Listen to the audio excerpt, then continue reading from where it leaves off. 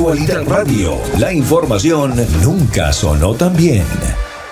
Y bueno, pues hemos querido traer a Juan Manuel, porque hay un montón de cosas que vamos a conversar con él, desde su carrera, su vida personal, hasta que nos comente sobre algunas de las cosas que están en este momento en efervescencia. Así es, bienvenido, es un verdadero placer tenerte con nosotros. El placer es mío y un gustazo estar aquí con Me ustedes. consta que tú has escuchado como oyente el programa por un tiempo. ¿Esto? Sí. Siempre, ¿no? Como que todo el tiempo. Me consta. Todo el tiempo, ¿no? Y yo de verdad que de 5 días a la semana, 4 o 3 estoy pegado con el Cao Live ahí en el pues, canal oye, YouTube. gracias, ¿no? Porque, No, pero Agustín no es eso. Agustín desde la cubanísima, de las distintas... me perdí solo tu etapa de DJ. No, porque tú estabas en Cuba. Claro. No, yo Esa era es muy niño, Tú eras muy niño, de verdad que sí. Oye, cuéntanos un poquito rápido cómo fue tu situación política en Cuba, porque mucha gente desconoce esa etapa tuya. Yo estudiaba literatura y cine. Uh-huh. Era un chiquillo más víctima del adoctrinamiento. Claro. Yo, aunque ya, fíjate si ese sistema lleva tiempo, que cuando yo nací ya ellos estaban en el poder. Yo estoy en edad de retiro y esa gente sigue en el poder. Es una cosa loquísima. Yo me retiré y estaban en el poder.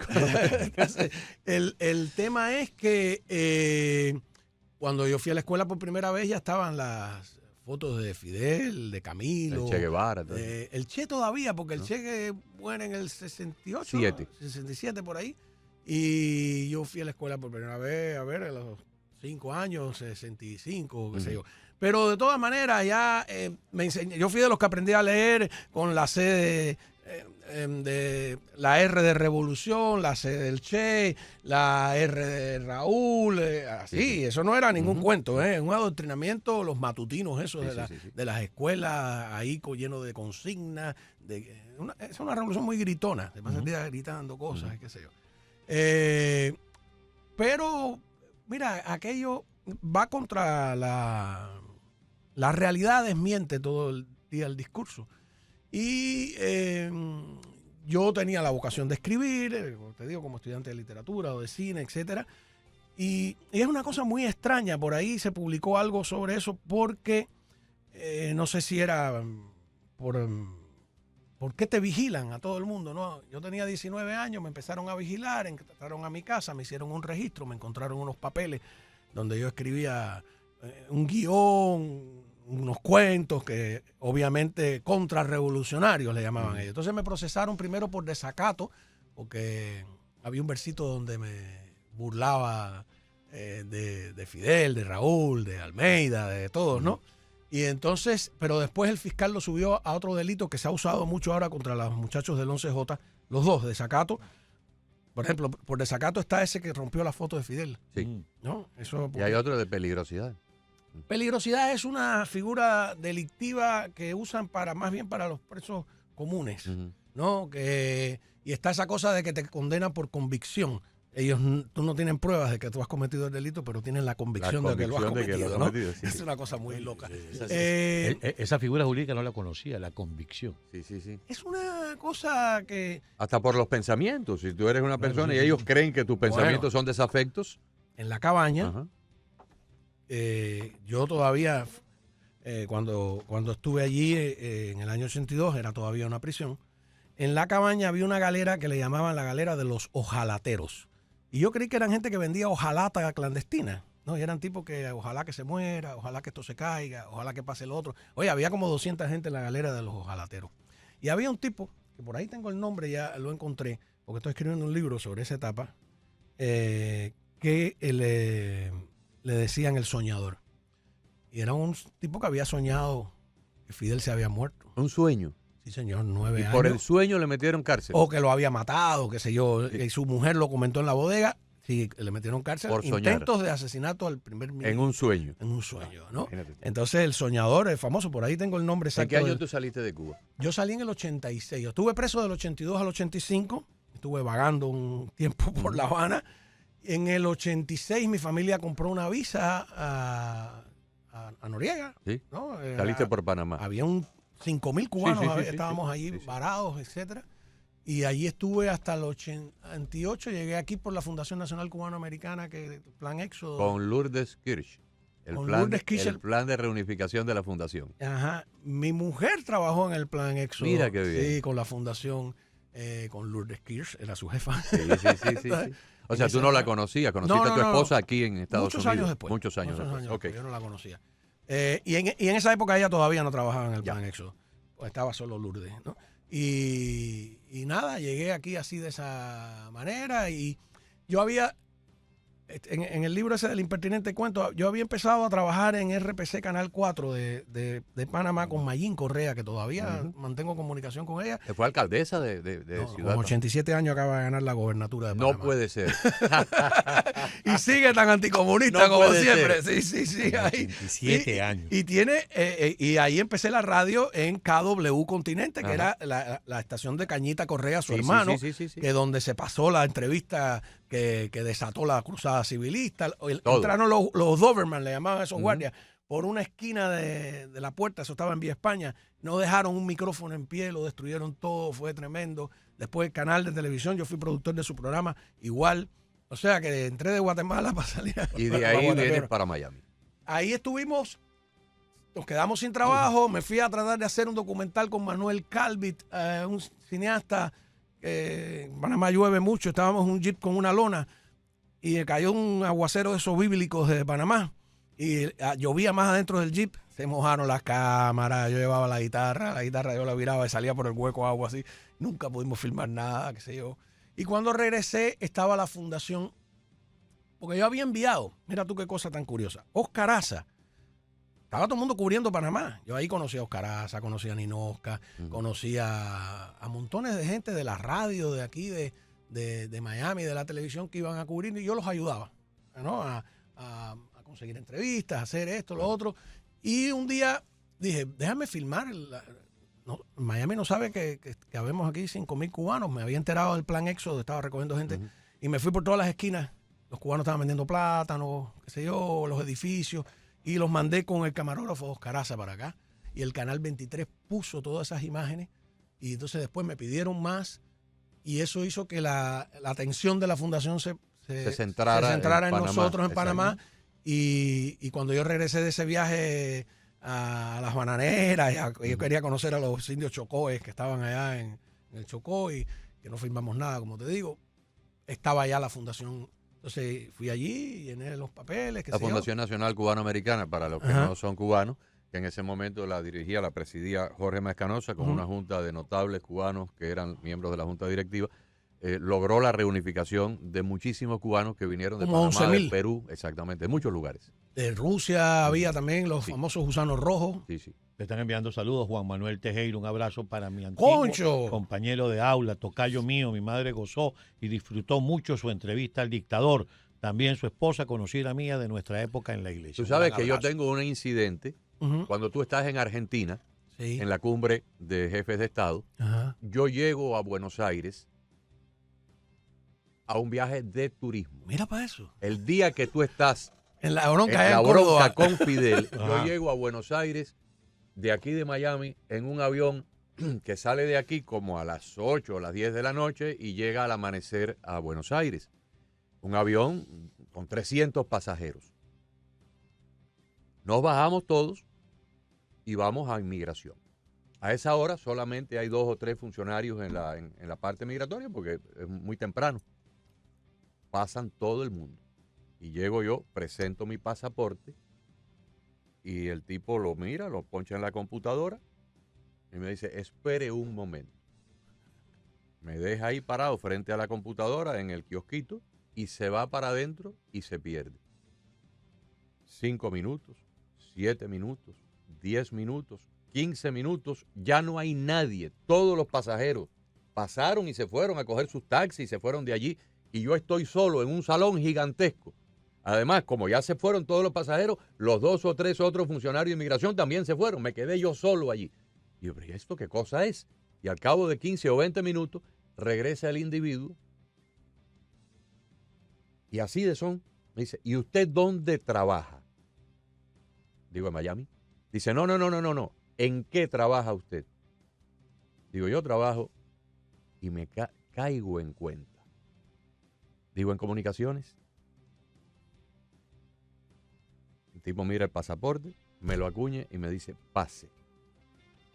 Después me entero que la dictadura cubana, cuando iba Fidel a uno de estos países, sometía, si el gobierno era un gobierno afín, y en ese momento Argentina lo era para Cuba, sometían al departamento migratorio una lista de los potenciales peligrosos periodistas de Miami para que no lo dejaran entrar o lo tuvieran vigilado. Y cuando yo estoy en un hotel en Buenos Aires, me entero de la bronca de Juan Manuel Cao con Fidel Castro. Digo, mira, por culpa de Cao, por poco no me dejan entrar a Buenos Aires.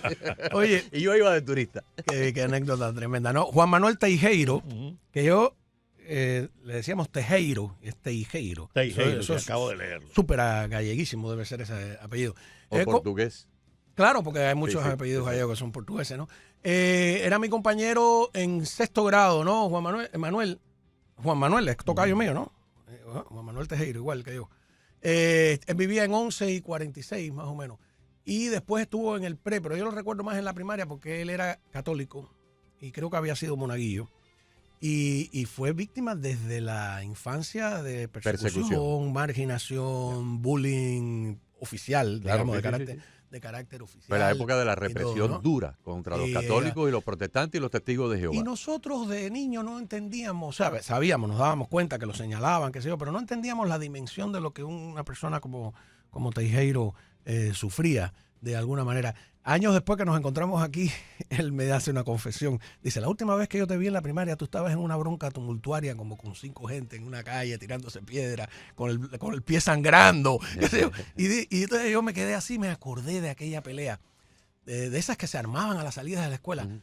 Y digo, la verdad que el salvajismo y la violencia que había en Cuba, violencia juvenil, infantil, es un tema que todavía queda por tratar, ¿no?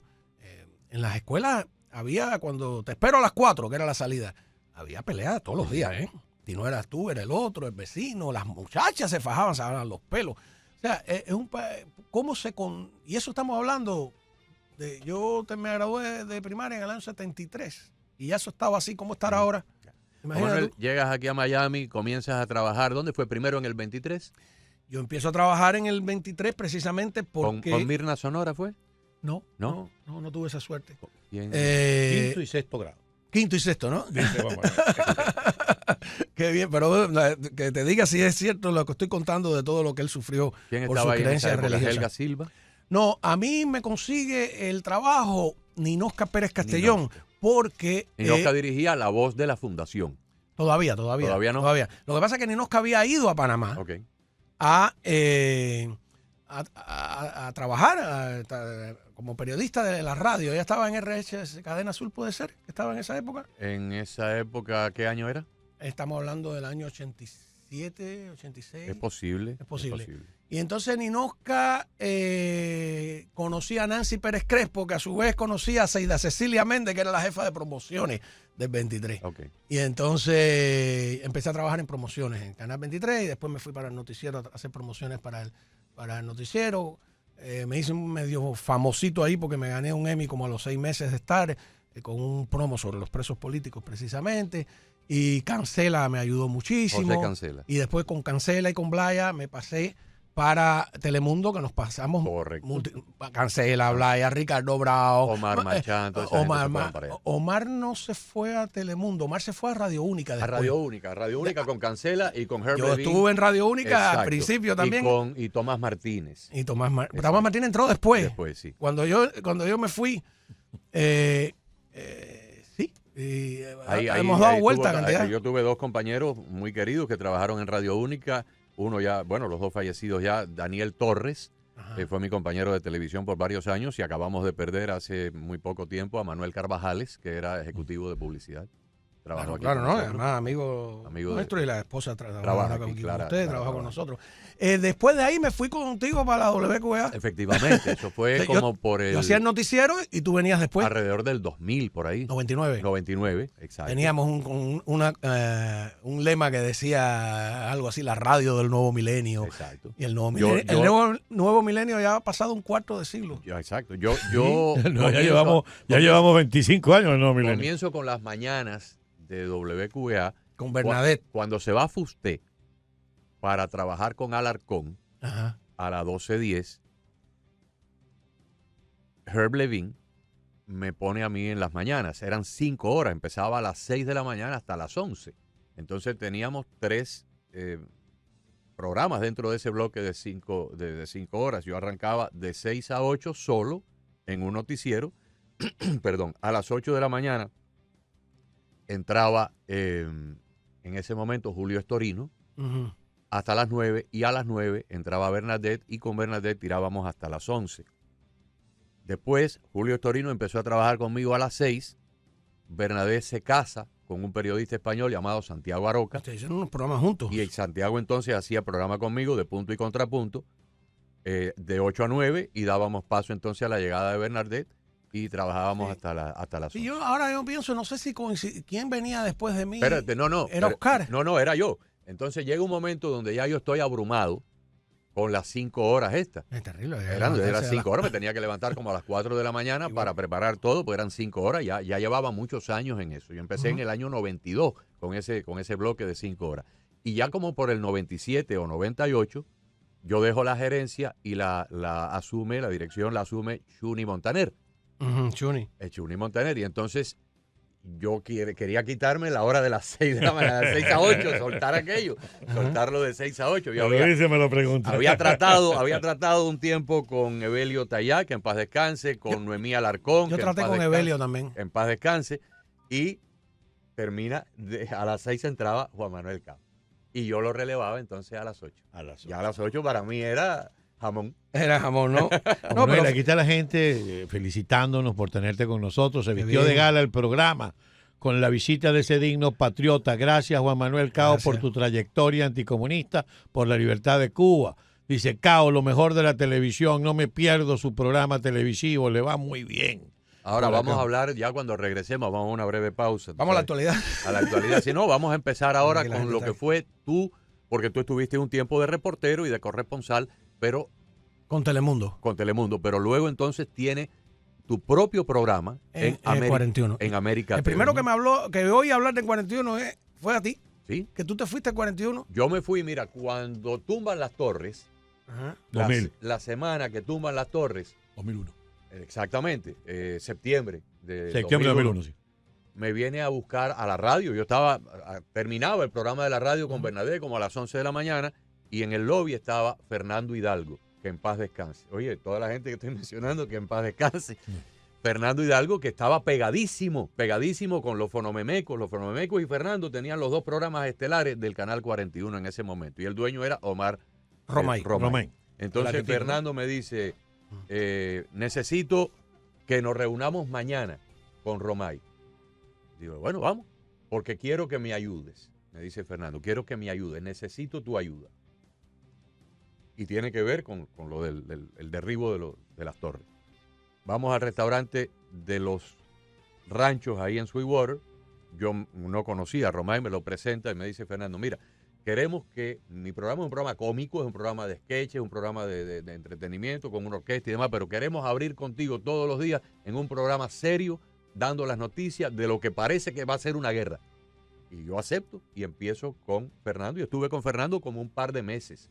Y a finales de ese año, como por octubre o noviembre, el dueño me dice, quiero que tengas tu programa propio. Y me da un programa de 4 a 5 de la tarde. Todavía Juan Manuel no había llegado al Canal 41. No. Pero poquito tiempo después tú te incorporas al Canal 41 y tú terminas con... ¿Era El Espejo? El Espejo. El Espejo. El Espejo. Por la noche. Sí, pero antes de eso yo estuve 13 años en Telemundo, como tú dices, de reportero, y fue una etapa tremenda porque viajábamos... Bueno, ahí fue tu bronca con Fidel Castro en Argentina como corresponsal. Eso fue en el 41, en Telemundo fue una en Panamá. En Panamá. En Panamá y hubo ¿La otra de en Fidel Chile. con Argentina era Telemundo? Era 41. Ah, era 41. Ok. Sí, era el 41. Fue la que yo vi. El Sí, 41. eso como fue por el 2005, 2007, por ahí, 2008, ¿no? La de Panamá, la de Argentina. Fue 5 días antes de enfermarse en el 2006. 2006. 6 o 7. Sí. Pero fíjate qué curioso, porque pasó algo, se cae el muro de Berlín, se desintegra la Unión Soviética y Fidel Castro se ve en la necesidad de salir a buscar billetes, ¿no? Y se puso traje, ¿te acuerdas? Y todo eso. Sí. Y entonces, como se había hecho la Cumbre de las Américas aquí y no la habían invitado a Cuba, los españoles llegaron a la conclusión de que Estados Unidos quería coger América. Mira tú qué bobería. Hicieron una cumbre iberoamericana en la que sí invitaron a Fidel. Entonces, de repente, los periodistas sabíamos, con un año de antelación, en qué país y en qué días iba a estar Fidel Castro. Entonces, la primera que tiene un contacto con él es Bernadette Pardo en ese encuentro memorable en México, en Guadalajara. Déjame explicarle a Carlos y a los amigos que no son cubanos que Fidel Castro, cuando era estudiante en la universidad, era muy amigo del padre de Bernadette Pardo, de José Pardo Yada, que era una personalidad de radio en Cuba. Y entonces cuando él ve a Bernadette, le dice, oye, mijita, la trata tú sabes, de niñar, y Bernadette se le encaró. Y le hizo es la frase famosa de somos un solo pueblo dividido por un solo hombre, que dijo Bernadette Pardo. Exactamente. ¿No? Entonces, Bernadette desata una cacería de Fidel. Todos los años, todos los periodistas querían pues imitar a Bernadette, ¿no? Y yo me monté en el carro también, ¿no? Y entonces, pero no era fácil entre los escoltas, las complicaciones de una cumbre, uno no sabía cómo funcionaba. Yo estuve años para poder acercarme. La primera vez fue en Chile y me quitaron el tape. Al primero que me encontré saliendo, yo estuve 3 horas escondido en el Palacio de la Moneda. Parecía que iba a matar yo a Fidel. No, con una cámara, una cosa. En las columnas me pasaba robaina. Demoró tanto aquello que me quedé dormido ahí en una cosa loquísima. Me arrestaron, me quitaron la cámara. Cuando salgo, el primero que veo es a Ricardo Brown, que me dice que 3 horas adentro, Ricardo debe haber pensado que yo traía lo más grande, no sabía que no traía nada. Pero hubo muchos testigos de ese enfrentamiento que fue muy interesante, que lo tengo en el libro, en El Impertinente. Resulta que es el capítulo más novelesco, más interesante, ¿no? Después viene el encuentro de Panamá. En Panamá yo siempre, como yo viví allí, trabajé en la televisión y trabajé en la radio, tengo muchos amigos. Ahí yo intersecté, vamos a decirle, ¿no? Porque estas son preguntas de barricada. A Fidel, a Robaina, a Pérez Roque, a Abel Prieto. Y es muy interesante porque era la primera vez que, por ejemplo, en el caso de Abel Prieto, el caso que es un poco mayor que yo, pero en el caso de Robaina, que gente de la misma generación en distintas orillas del conflicto discutían. Y llamó mucho la atención la entrevista con Robaina aquí, ¿no? Y con Pérez Roque varias. Era el ministro de Relaciones Exteriores. Que se vestía como si fuera Roberto Carlos, con las mangas remangadas. Sí, lo tengo súper claro, al igual que Felipe Pérez Roque, que era el gran delfín. Exacto. Ahora anda por ahí olvidado por la vida. Esos encuentros pues se hicieron interesantes, más el tema de una vez que filmamos a un espía, eso no se ha dado nunca más, en plena labor de espionaje. Cuando salió mi reportaje, el Departamento de Estado tuvo que hacer una conferencia de prensa y expulsar al diplomático. Era el tercer secretario de la Misión Permanente de Cuba ante la ONU, Manuel Collazo Usayán se llamaba. Y el embajador era Alcibíades Hidalgo, que después le costó el puesto. Yo le dije un día a Alcibíades, yo voy a decir que por culpa mía. Si tú me quieres desmentir, desmiénteme. Y nunca me desmintió. No, Alcibíades, que resulta ser una persona muy simpática, por cierto, ¿no? Y un hombre muy inteligente, ¿no? Ellos capturan es un hombre muy inteligente que escribe muy bien, además. Me ayudó ahora hace como 2 años a entender qué pasaba del lado de allá. Y me dio una entrevista de qué había ocurrido cuando nosotros filmamos a ese espía y él es el embajador. ¿Cómo se vivió dentro de la embajada? Es por ahí, se llama La Isla de los Espías, la pueden buscar en internet. Permítenos hacer una pausa y regresamos contigo porque queremos conocer un poco de este nuevo salto que has dado, más de 5 años, y es realmente impresionante. Y nos vimos en Cuba Nostalgia. Sí. Y me dijiste, estoy contemplando la idea, y te dije, para adelante, que te va a ir muy bien. Y fuiste muy amable y me diste consejos que he seguido. Yo lo sé. No, y me está yendo muy bien. Nada más vean ustedes cómo está la cosa comercial ahí, que se ve muy bien. Los consejos fueron comerciales, no fueron periodísticos. Mira, a ver, las circunstancias todo el mundo las sabe. Cerraron América TV, aunque están empeñados en decir que no la han cerrado, pero ellos tienen una programación ahí repetida. Enlatada, ¿no? No, yo no sé, tienen a lo mejor algunos enlatados, pero están repitiendo. Sobre todo, yo lo que veo a veces es la página de YouTube, donde cogen mis programas viejos y los retitulan con nuevos cintillos. Cintillos de actualidad, algunos absurdos, ¿no? Por ejemplo, yo estaba ayer hablando de uno que ponen de Camilo Cienfuegos está vivo en manos de la CIA. Entonces ponen la foto de Camilo, una mía. Yo jamás diría una estupidez de ese nivel. Es una utilización de mi imagen que me parece incorrecta. Y además, ya un poco bromeando, si Camilo Cienfuegos lleva 60 años en manos de la CIA, debe ser el jefe de la CIA ya, ¿no? Además, cumple 100 años. 100 años, más o menos, sí. Creo que era mayor que Fidel. Yo también creo que era mayor que Fidel, más o menos, a la misma edad. Es una cosa muy, muy disparatada. Entonces, yo sí le advierto a la gente que eso no es serio y que yo no soy parte de eso. Y el modelo de radio de ellos pues tampoco tuvo éxito, ¿no? No tengo idea de qué pasa ahí en la radio. Eso por lo menos eso tiene programas en vivo, ¿no? Sí. Y qué sé yo. Pero sucedió eso y yo me veo empujado a algo que no conocía. Y a veces las circunstancias y lo primero sí fue el apoyo de las personas. Y yo creo que el apoyo hacia mi persona es un rechazo a lo que pasó con el 41. Una cosa está vinculada con la otra. Ese apoyo masivo que se produjo de personas de todo tipo, desde los que empezaron a donar $100 hasta los que donaron miles sin uno pedirlo, que tocaron las puertas ahí de donde estábamos, aquí cerca del Doral, de los que no se pudieron comunicar conmigo, pero a lo largo, oye, yo también quiero colaborar. Hicieron posible que saliera rápido en la efervescencia de todo lo que estaba sucediendo. Y como tú dices, el momento es importante, ¿no? Luego uno descubre que el trabajo que hemos hecho durante tanto tiempo, como uno está encerrado o en el estudio de radio, en la televisión, y después va a su casa, yo no soy muy, aunque me gusta la música, etcétera, no, pero no soy muy farandulero, vamos a decir, sí. De estar en lugares públicos demasiado. Pues no sabía que sí, que hay mucha gente que lo apoya a uno, que me apoya o que apoya lo que hemos hecho a lo largo de los años, y eso hay que agradecerlo inmensamente uno por uno a todos los que... Luego dejaron un vacío enorme. Y entonces la gente dice, no se puede quedar sin voz los cubanos, porque hay como una catarata de cierres, ¿no? Y donde nuestras voces se van apagando, se van quedando sin tribuna. Mira, hace 3 días, me invitó a su canal de YouTube Andrés Alburquerque. Él tiene un programa nocturno que se llama Enfoque Ciudadano y hablamos de muchas cosas y terminamos hablando de la radio. Y cuando hace unos días yo hice lo que llamamos un peinado del dial, yo por la mañana dejé a los muchachos en el colegio y empecé a peinar el dial. Y esta emisora estaba, fíjate si era temprano que estaba Yoli Cuello al aire. Esta emisora era como la isla de Robinson Crusoe.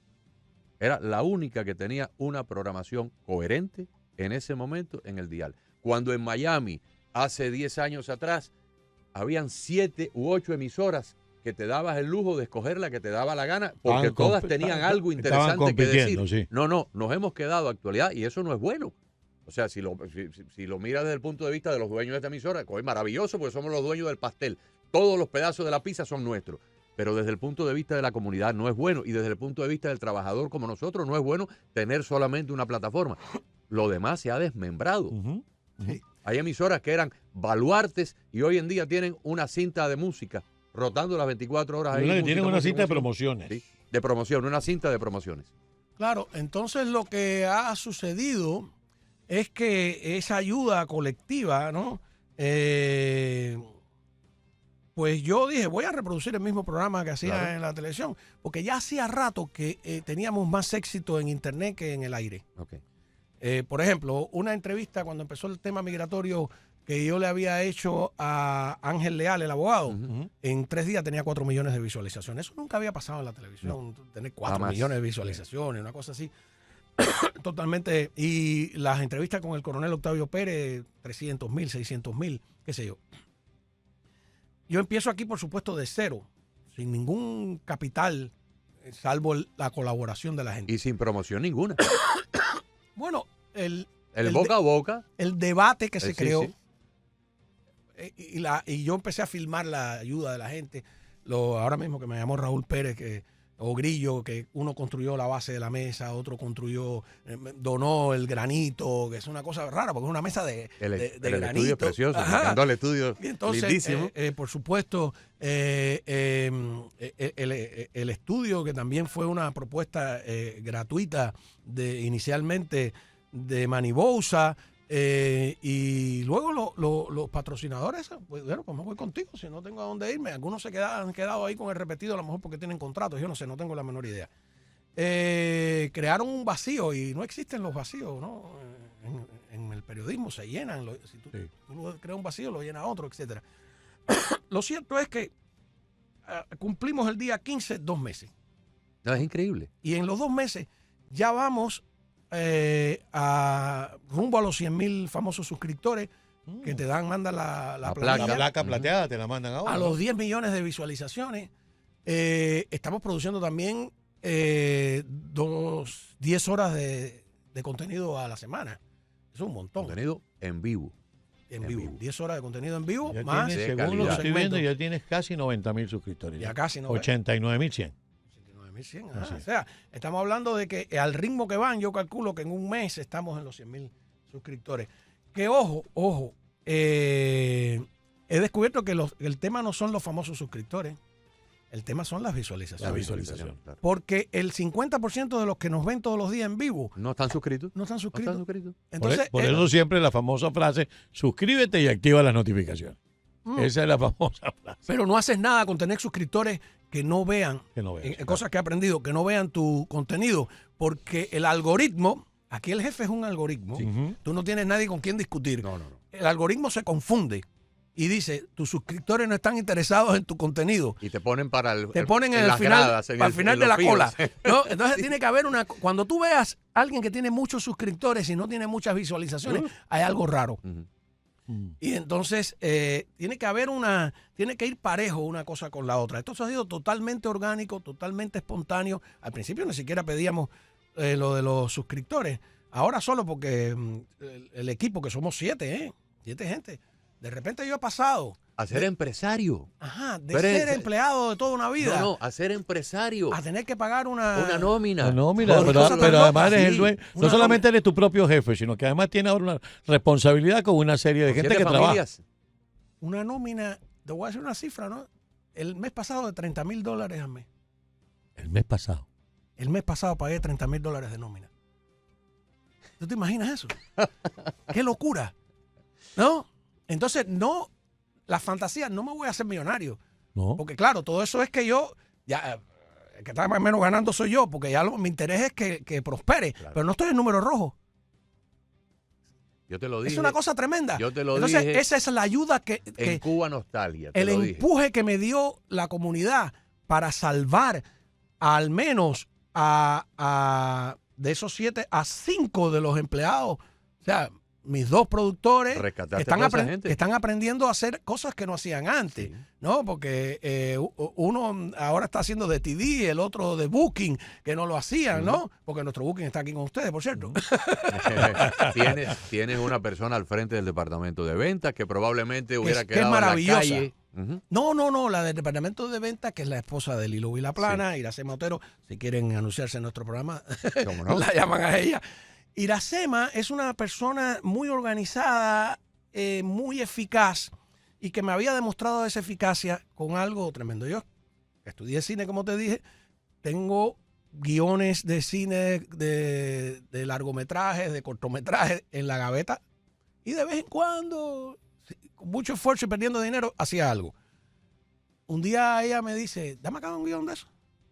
Me dice, conseguí una productora que va a hacer tu película. Empezó a vender mis guiones. Decía, esta mujer es capaz de vender mis malos guiones. Me puede vender Puede el vender programa. cualquier cosa, ¿no? Entonces, de hecho, ahora hay una película que se va a estrenar que fue un guión en el que terminé peleado, ¿no? Porque mi protagonista era cubana, la cambiaron por mexicana, etcétera, etcétera. Pero bueno, eso no importa. Pero lo vendió, ¿eh?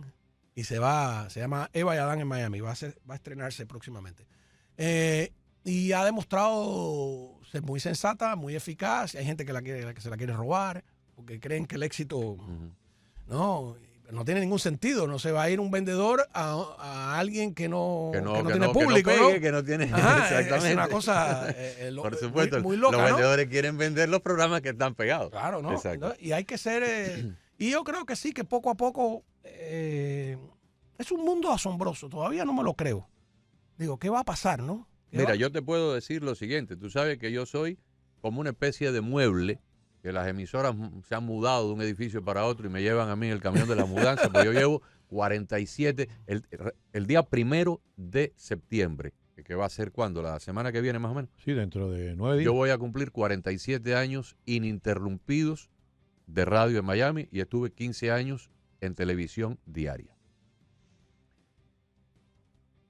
Conozco la radio de Miami como la palma de la mano. Puedo hacerte la historia de todas las emisoras, los que la dirigieron, los que estaban al aire, los que votaron, los que no funcionaron, los que sí funcionaron. Y te puedo decir lo siguiente. Lo que tú has hecho, no lo ha hecho nadie.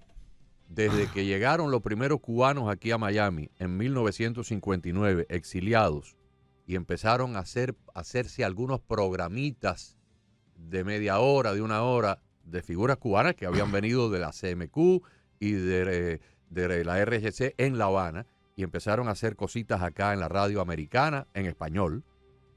Norman Díaz, Tomás García Fusté, Marta Flores, Pérez Roura, esas fueron las primeras voces cubanas que salieron aquí.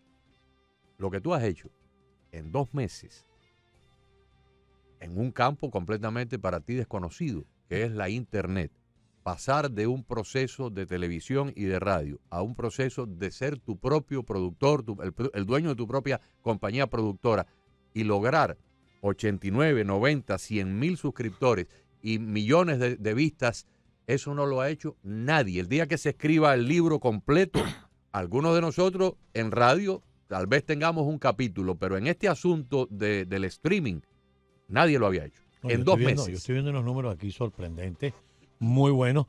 Números que uno los ve, pero uno los ve en canales de YouTube que ya tienen mucho rato. Muchos años en la red. establecidos. Pero Hay gente que tiene un público, por ejemplo, Jorge Ramos tiene un público nacional. Tiene a los mexicanos que son ¿cuántos millones. años lleva en eso? No, empezó hace poco, empezó más o menos como yo, pero te digo, el mercado nuestro, el mercado mío en este caso, es un poco el mercado Florida, cubano, los venezolanos que se han sumado. Bueno, aquí tiene lo de Venezuela, aquí te dio 111,000 vistas Eso y lo que tiene es un solo día montado. Ajá, Tiene nada más ese bloque de Venezuela. claro. Nada más ese bloque. Después tienes otro de Venezuela, donde aquí está haciendo refuerzo naval. Después tienes otro que dice que a pesar del huracán las tropas continúan. Ajá, Eso tiene 9 horas de montado. ajá. 62,000 vistas. Sí, va muy bien. Ahora, el tema va a ser cómo mantenerse, ¿no? Y cómo seguir y cómo... Porque hay fantasías también, ¿no? Uh-huh. ¿No? Hay gente que probablemente le haya ido muy bien, pero no es, al menos en el mercado nuestro, no creo que sea un negocio millonario. No es un negocio entonces, millonario, pero es un negocio que te permite... Sí, pero los demás sí te ven así. Entonces, algo que he aprendido es que desarrolla un poco la ambición de gente alrededor, ¿no? Sí. Que entonces te ven como un ATM. Todo el mundo quiere como un hacer ATM. lo mismo. O sacarte como un ATM. No, y tú dices, espérate, que esto no va así. Hay otros gastos. Y hay cosas que uno va aprendiendo. Por ejemplo, yo estaba queriendo, y esto para los que están, mucha gente que está tratando de hacerlo. Yo digo, voy a hacer un canal de televisión, voy a tener un programa de entretenimiento, un programa de cocina, ¿por qué no? Uh-huh. Y tengo dudas porque de repente los especialistas dicen que si tú haces eso confundes al algoritmo. Porque lo que hacen la gente es que abren distintos canales. Porque si tú tienes un canal de política, el algoritmo, acuérdate que tú tienes un jefe que es una máquina, y tú tienes un programa de cocina y uno de política, no sabe a quién mandárselo. Uh-huh.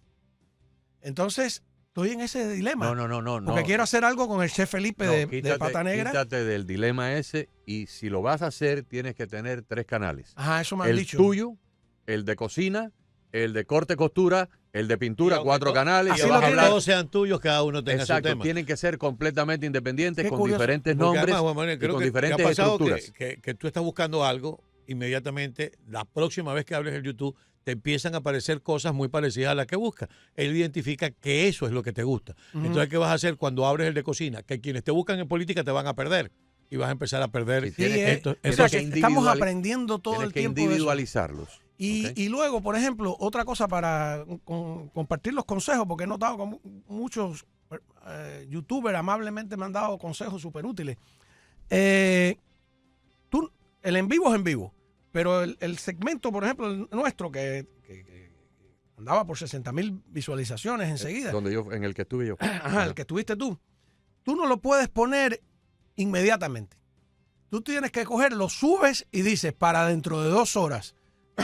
Porque en esas 2 horas la máquina lo lee.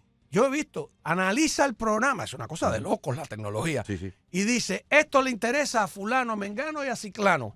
Si tú lo publicas inmediatamente, no le das No le tiempo das a la tiempo. máquina a saber. ¿Y a quién se lo va a proyectar? Entonces se lo mandan Ujú. a gente que no, Que le, interesa, y no lo ven. y la máquina Claro. misma llega a la conclusión de que tu programa no le No interesa. gustó. Ajá. Mira tú, o sea, cuántos detalles. Ujú. Entonces, todo eso tengo que agradecerle a 2 personas, a 3 personas que son muy tecnológicas y que voluntariamente Ujú. me están ayudando porque ellos tienen, no los menciono, pero tienen sus otros trabajos. Bueno, yo quiero... Sin ellos yo no hubiera podido descifrar ese mundo de algoritmos. Ujú. Como me dijo uno en broma, dice, ahora en vez de para quedarte dormido, en vez de contar ovejas, cuenta seguidores. Yo le quiero pedir a las personas que nos escuchan, si no han probado, si no han visto, si no han entrado en el programa de Juan Manuel Cao, háganlo todas las noches a las 8. Juan Manuel Cao Live le Juan puse, Manuel Cao Live, Live. que se lo ha repetido. Y a las personas que vean el Te lo programa, agradezco, te lo agradezco. que vean el programa, que también patrocinen y consuman Claro. los productos y los servicios que se anuncian en ese canal para que el programa pueda estar ahí por los próximos 200 años. No, y que podamos todos. Es una cosa nueva, porque en otra época te liquidan, ¿no? Sí, sí. Eso de que cada persona puede tener un canal de televisión. Amigo, cuando que te usted ven en trabaja todas partes. para Qué cosa usted, tan loca, ¿no? usted trabaja para usted, es una maravilla. No todo el mundo le da el uso. Lamentablemente no todo el mundo le da un uso Tenemos edificante a eso. público, es un mapa, le decía yo la otra vez que tú fuiste, de dónde están los cubanos en los lugares más recónditos. Tenemos un televidente en Burundi solitario allí que no, en Italia, en Alemania, en África hay Chile, en montones, todos lados. en Venezuela. Sí, eso es una Sí, cosa sospecho, maravillosa. ¿no? Hasta en Eso Cuba sí. te deben Y estar muchos viendo. venezolanos se han sumado, porque antes los venezolanos podían ver la televisión de Venezuela, pero ahora es imposible. Juan Manuel, Sí, no. se nos termina el tiempo. Muchas Estamos gracias. Siempre se termina el 11 tiempo. minutos Qué maravilla. pasados, Eso, pero eso no pasa en mi canal. Si No. me da la gana, sigo. de hecho yo No fui tienes para que un cuadrar segmento, planta. creo que tuve 3. Oye, te mandamos Gracias, un abrazo. muchas Sabes gracias. que esta es tu casa. Y que Como siga el no, oye, éxito, muy de verdad que amable. sí. Y somos vecinos, estamos aquí en la esquina. Claro que sí. Un gran abrazo y gracias por estar con nosotros. Gracias. Aquí tiene una cantidad de mensajes que voy a tratar de leerlos a todos.